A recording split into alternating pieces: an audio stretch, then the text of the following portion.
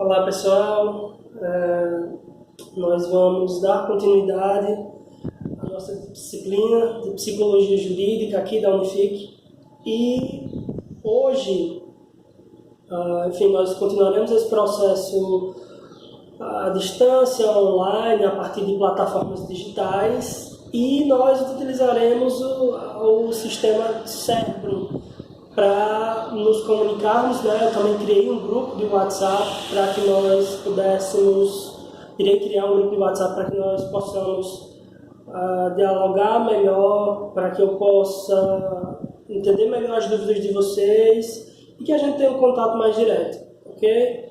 Então, hoje a nossa aula terá como foco a continuação daqueles processos psicossociais que nós entendemos na aula, a partir da continuação dos processos psicossociais, entender como esses processos psicossociais influenciam a nossa realidade e influenciam no campo jurídico, mas também, e sobretudo, entender como determinados aspectos psicológicos têm uma influência no campo jurídico, certo? A influência de certos aspectos psicológicos no campo jurídico. Nesse sentido, é importante começar pensando esse processo de transdisciplinaridade. A transdisciplinaridade, ou seja, a relação entre disciplinas, entre campos do conhecimento, ela surge na medida em que problemas complexos surgem. Então, a partir de uma demanda da realidade, surge a relação entre esses campos do conhecimento, no caso que nós estamos analisando aqui, os conhecimentos conhecimento psicológico, conhecimento da psicanálise, e mesmo da psiquiatria e o campo jurídico, né? O campo das leis, das normas, do modo como nós vivemos em sociedade.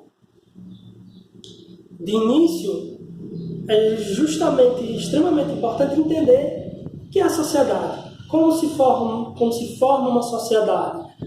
Nesse sentido, é importante a compreensão das primeiras modalidades sociais, dos primeiros grupos sociais que se formaram. Nós sabemos que, enquanto história humana, né, os primeiros hominídeos surgem há cerca de 100 mil anos. Né? O Darwin nos fala isso. Há cerca de 100 mil anos surgem os primeiros hominídeos e, na medida em que eles surgem, já surge também uma perspectiva grupal. Então, uma primeira coisa que tem que ser entendida é a transição desses primeiros grupos tribais, né, que se organizavam de forma tribal, em tribos, em pequenas orlas, a transição dessas sociedades tribais e mais fechadas em si, que geralmente tinham apenas um líder, ou seja, uma perspectiva monocrática, para sociedades mais globais, para sociedades abertas, em que há, na realidade, diversos poderes que regem a sociedade e que tem um patamar de que é o global, que é o grupo, que é o coletivo que domina as normas, as leis e o modo de relação social, enfim, a sociedade enquanto uma coletividade. Então, esse é o primeiro ponto que nós precisamos entender. Essas primeiras sociedades tribais, elas surgem na medida em que surgem pequenas orlas, pequenos agrupamentos de sujeitos que percebem que diante de processos naturais, diante da imensidão da natureza e da complexidade que é viver nessa natureza, esses sujeitos percebem que, em grupo, eles são mais fortes. Há uma coerência maior e eles conseguem sobreviver. Enquanto o indivíduo tem muito mais dificuldades de sobreviver, o grupo ele tem uma facilidade maior para lidar com todos esses processos, com todas essas questões, da selvageria, de animais que porventura ameacem a sua sobrevivência, para procurar alimentos.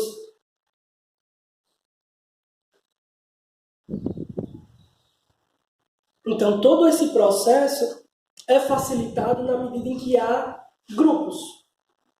de hominídeos. Eu já citei para vocês um mito que o Freud pensa para entender essas primeiras sociedades, essas sociedades tribais, que é o mito do pai da orla, em que, em um dado momento da história desses primeiros hominídeos, um sujeito que era mais forte, geralmente mais velho, controla o bando na medida em que ele controla esses meios de produção, na medida em que ele controla, inclusive, o que cada um vai produzir, o que cada um vai fazer dentro daquele grupo. Ou seja, né, retoma aquela perspectiva de autocracia, em que o sujeito se põe como centro daquele processo, como regente, né, como aquele sujeito que tem o poder, todo o poder diante de um determinado grupo. E na evolução, né, cronologicamente, a história da humanidade, na medida em que nós vamos evoluindo, isso vai sendo modificado. As sociedades mais contemporâneas, elas têm como primor, elas têm como foco um tipo de organização que é mais democrático, ou seja, o poder nas mãos envolto ao povo, a determinados grupos de sujeitos. É por isso que, por exemplo, na sociedade democrática, né, numa república, numa sociedade democrática de direito, há diversos poderes que se contrapõem e que são, digamos, autônomos, mas que necessitam uns dos outros, ou seja, há uma codependência nesse sentido. Essas sociedades são as sociedades mais abertas, são sociedades em que, ou mais globais, né, em que há uma concepção maior desse todo, dessa necessidade da coletividade para a constituição, para uma sociedade, para que haja uma sociedade mais coesa. Para entender esse processo de mudança, é importante retomar um dos filósofos que nós analisamos nas nossas aulas iniciais, que é o Heráclito, que é um filósofo pré-socrático. Né? Vocês lembram que nós analisamos as principais correntes filosóficas e os principais períodos da história da filosofia, sobretudo da filosofia grega, e nós entendemos que há uma filosofia pré-socrática, um momento socrático na história da filosofia, um momento em que há uma sistematização de todo o conhecimento filosófico que tinha sido produzido até ali, é chamado de período sistemático, e um período no qual a Grécia foi invadida por Roma, que Roma dominava praticamente toda a Europa, que é chamado de momento helenístico da história da filosofia. Nesse sentido, nós vamos hoje analisar um pouco mais o Heráclito, a filosofia pré-socrática, os pré-socráticos, sobretudo o Heráclito. Por quê? Porque o Heráclito funda a noção de mudança. E ele modifica um pouco a lógica que era concebida na Grécia naquele momento, que era uma lógica onde havia um certo politeísmo, onde havia concepções míticas. A realidade era vista a partir de perspectivas míticas. E o Heráclito muda isso, passando para uma perspectiva de mundo mais racional. Um mundo que não pode ser percebido em sua totalidade e que está em constante movimento. Essa noção de movimento, de mudança, é muito trazida pelo Heráclito. Para ele, sujeito e mundo, eles se entrelaçam e mudam mutuamente. Ou seja, na medida em que eu modifico a realidade me modifica. Percebem que até uma relação desse filósofo com um outro filósofo mais contemporâneo, que nós já analisamos, né, que pensa essa dialética também? Nesse sentido, isso reverbera num outro filósofo muito importante, que é o Platão. A filosofia do Platão ressalta que uma sociedade deve se pautar, sobretudo, na perspectiva de que a parte existe em função do todo. O sujeito ele existe em função desse todo. e que o contrário não pode ocorrer, ou seja, o todo não deve existir em função de uma parte. Percebem que é antagônico, há um antagonismo, há uma contraposição em relação ao pensamento tribal inicial, que nós analisamos anteriormente, em que apenas um sujeito, de forma autocrática, dominava ali toda aquela orla, dominava toda aquela sociedade, aquele conjunto de pessoas. Nesse sentido, há uma oposição direta, percebam, entre coletivismo, coletividade, conjunto, certo? Campo social, população, massa, e o campo individual, o campo da subjetividade, o campo do sujeito em si. Há uma oposição direta entre essas duas perspectivas. Tendo isso ficado claro, é importante nesse momento entender que todos esses processos são inerentes àquilo que a gente estava analisando lá na psicologia social, que é o processo de socialização. O processo de socialização, ele tem basicamente dois momentos, como nós já ressaltamos em algumas vezes. Há, de início, uma socialização primária, um momento em que o sujeito, a partir do momento em que esse sujeito nasce, e essa socialização primária, ela se dá, sobretudo, no núcleo primeiro, no núcleo familiar, ou seja, esse núcleo familiar é uma microsociedade, é um microcosmos social, e é nesse âmbito familiar em que o sujeito apreenderá o mundo, ou seja, é a partir das perspectivas que ele tiver nesse primeiro campo social que esse sujeito irá entender o mundo. A forma como nós entendemos o mundo está, portanto, diretamente ligada à forma como nós nos relacionamos na família, nesse primeiro campo familiar, porque a infância, eu já ressaltei isso para vocês, a infância ela é um momento central na constituição do sujeito, na nossa construção enquanto sujeitos, enquanto pessoas. Além disso, existe um outro momento, isso é bom lembrar, segundo Berger e Luckmann, certo?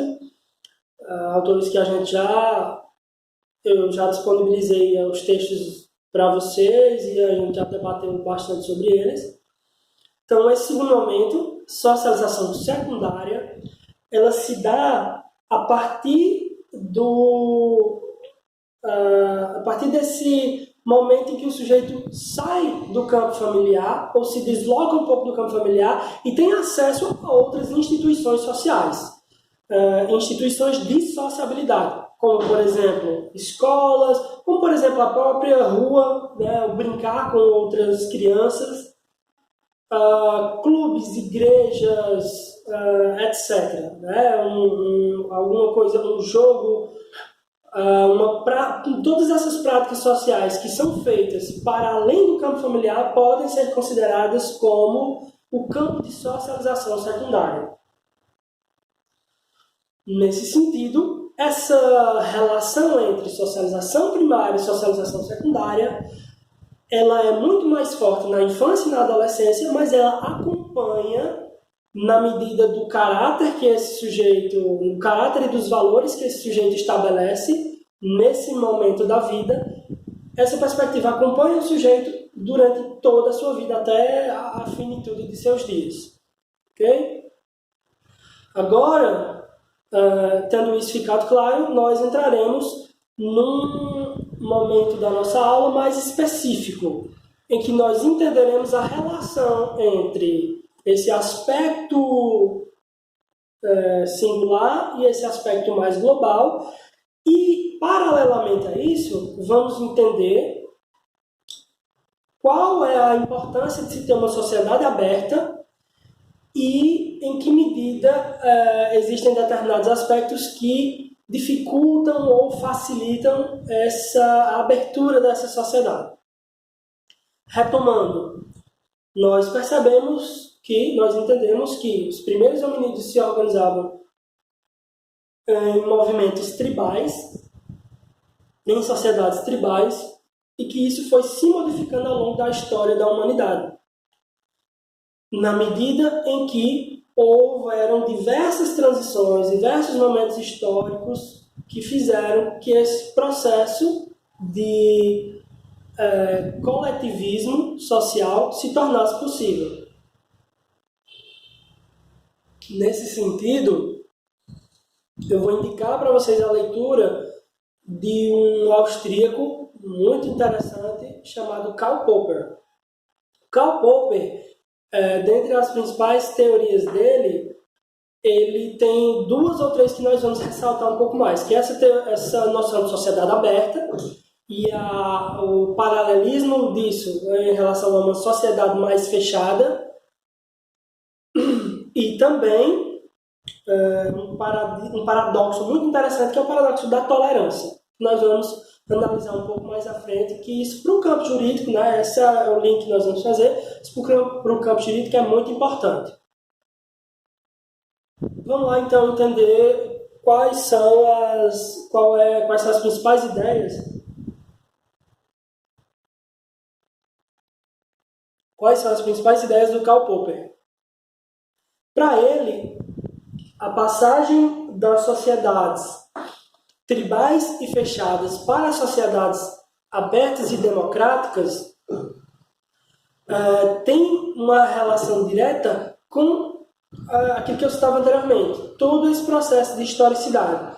Todas as mudanças sociais, as pequenas e as grandes mudanças sociais que foram geradas ao longo do tempo e que permitiram a percepção de que um campo democrático, um campo de coletividade, seria mais eficiente, mais interessante para uma abertura social, para que uma sociedade fosse mais aberta, mais justa e menos desigual, do que uma perspectiva mais individualista. Nesse sentido, há uma diferenciação central entre basicamente 3 tipos de sociedade. Essa diferenciação é retomada por outros autores, que se vocês quiserem eu posso indicar a leitura, mas eu vou colocar, como eu disse lá no nosso grupo, eu vou colocar isso como leitura complementar, né? Tem 2 outros autores muito importantes que falam sobre essa mesma temática, a saber, o Paulo Freire e o César Wagner de Lima Góes, né? O Paulo Freire, pedagogo, muito famoso, o César Wagner de Lima Góes, um psicólogo que retoma tanto as ideias do Karl Popper como, sobretudo, as ideias do Paulo Freire. Vamos lá entender, então, esses tipos de sociedade. Primeiro, uma sociedade fechada. O que é uma sociedade fechada?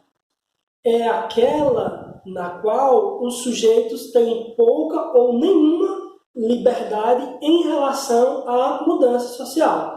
Então, o sujeito que está ali numa sociedade mais fechada, o seu nível de percepção da realidade é praticamente aderente a ela. Ou seja, não há uma coisa que nós fazemos o tempo todo aqui no ensino superior, que é criticidade. O sujeito não critica a própria realidade. E, obviamente, sem criticar a própria realidade, é impossível modificá-la. Só a mudança social na medida em que há uma crítica e uma reflexão diante dessa realidade. Segundo Popper, certo? Segundo Karl Popper. O tipo de sujeito que está na sociedade fechada, que forma a sociedade, é bom lembrar, uma sociedade é formada por sujeitos, certo? Então, quando eu falo em sociedade, eu sempre tenho em mente que há um pano de fundo aí que é o sujeito, e sempre que eu falo em sujeito, o pano de fundo se torna a sociedade. Na medida em que há uma dialética, né, nós já falamos sobre dialética, há uma dialética constante entre eles. O sujeito forma a sociedade e a sociedade forma o sujeito. Há uma dialética constante nesse processo. Então, o sujeito que forma a sociedade fechada, ele basicamente vegeta. Ele é um sujeito que não pensa sobre a própria realidade e, portanto, ele simplesmente segue os poderes vigentes naquela sociedade. Em contraponto a isso, né, há um sofrimento inerente a esse processo, e esse sofrimento, como todo sofrimento, geralmente gera mudança. A mudança da sociedade fechada, ela parte para um segundo polo, que é uma sociedade em transição. A sociedade em transição, nesse tipo de sociedade, os sujeitos começam a criticar a própria realidade. E há, portanto, alguns sujeitos, certo, criticam essa realidade, e há, portanto, um choque entre a principal característica para se entender uma sociedade em transição.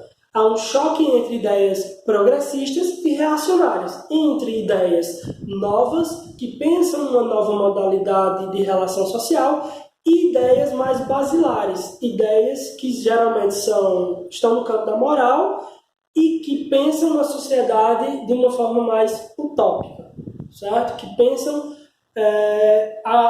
a conservação de determinados valores, determinadas ideias para a manutenção daquela sociedade. Então há uma disputa entre ideias mais antigas, mais reacionárias, conservadoras e ideias novas, ideias mais recentes, que pensam a atualidade e que são tidas como ideias mais progressistas.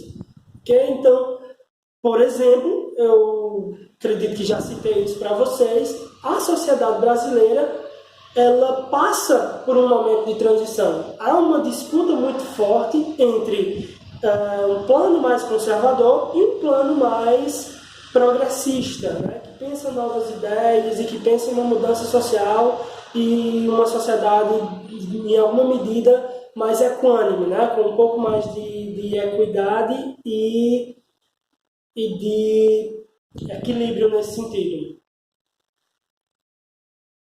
Entendemos, né, essas duas primeiras sociedades.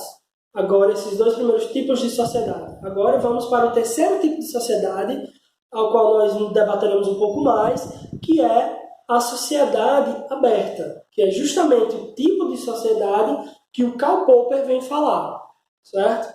Então, a sociedade aberta tem também suas características específicas e nós vamos entender um pouco cada uma delas.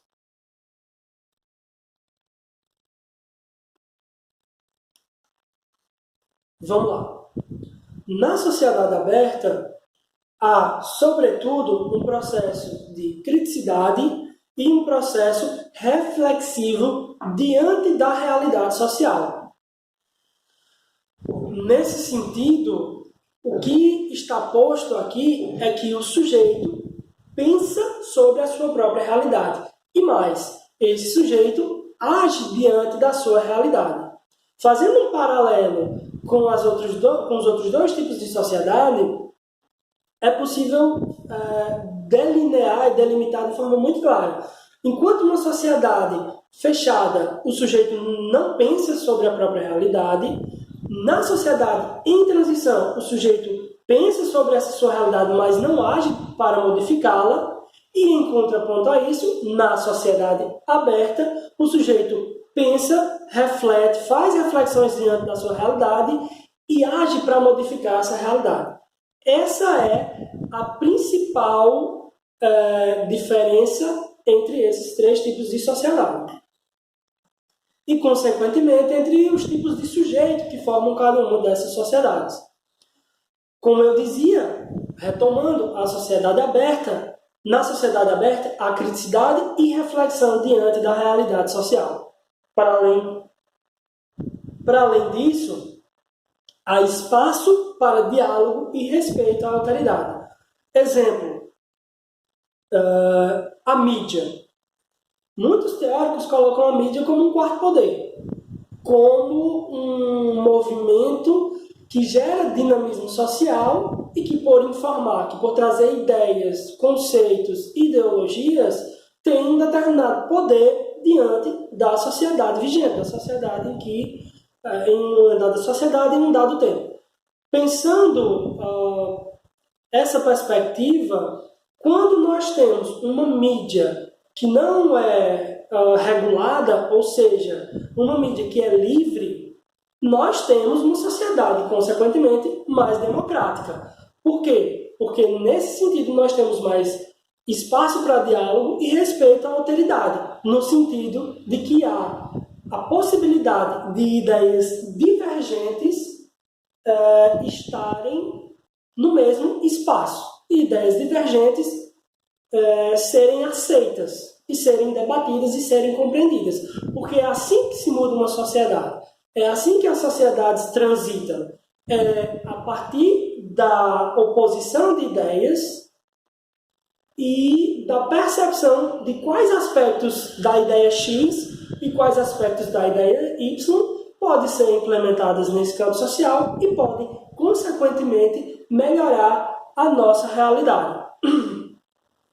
Nesse sentido, pessoal, nós temos aqui as principais características ligadas a uma sociedade aberta.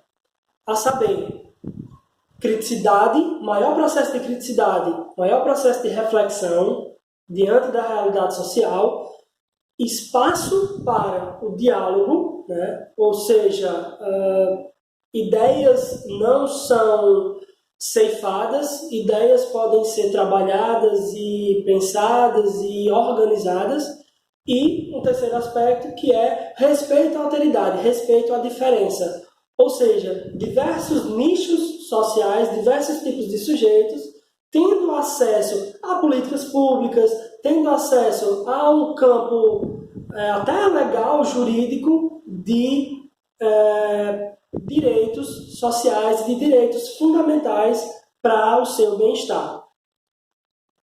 Como indicação de leitura para vocês, eu coloquei lá na plataforma do Cérebro, e eu posso mandar também para o nosso grupo de WhatsApp.